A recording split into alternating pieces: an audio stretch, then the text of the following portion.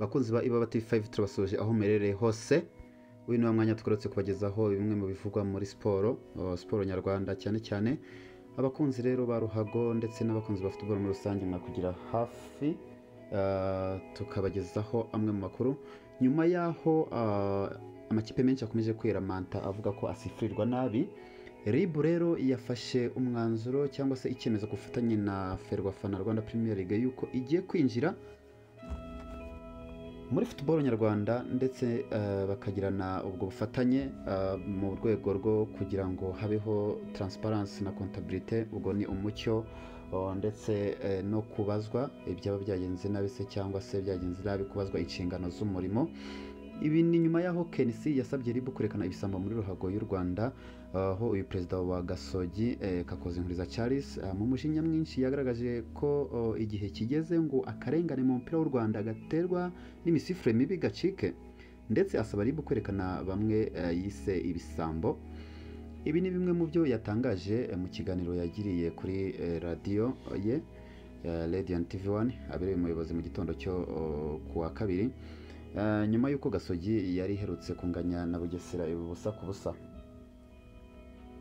Ni umukino KNC yagaragaje ko utagenze neza kuko abasifuzi batakoze akazi kabo.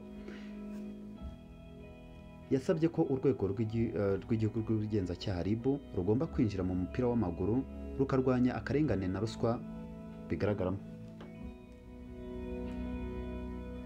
Mu magambo ye yagize ati, uko RIB itwereka biriya bisambo biba byakoze amakosa, bakatweretse na bariya bica umupira, byaba byiza kurushaho. Ibi kandi ntabwo byaba ari ukwiva mu mupira w'amaguru.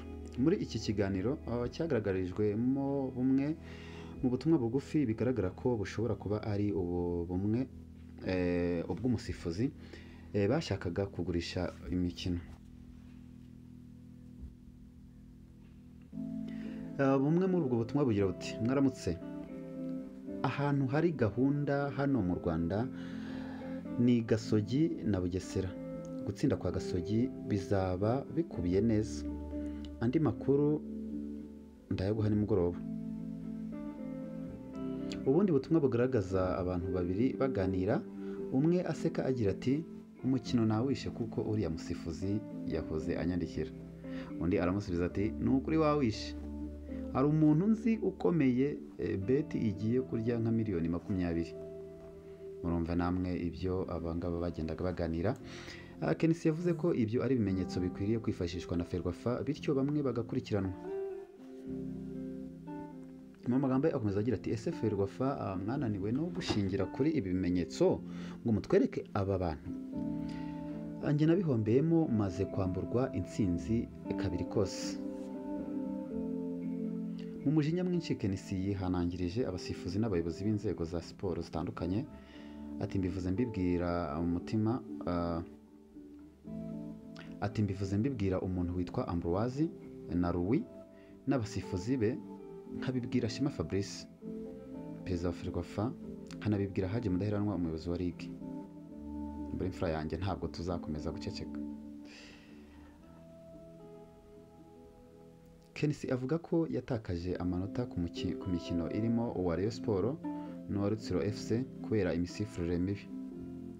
Ahangaha rero amakuru ahari nuko nyuma y'ibi byose ndetse n'amakipe menshi akomeje kwiramanta, nuko urwego rw'igihugu rw'ubugenzacyaha RIB iri mu biganiro na Ferwafa ndetse na Rwanda Premier League kugira ngo barebe uburyo habaho imikoranire 5-kuri-5 y'uburyo bajya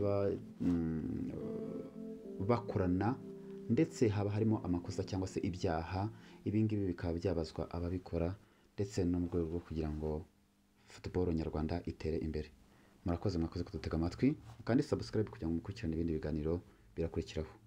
Ndabashimiye.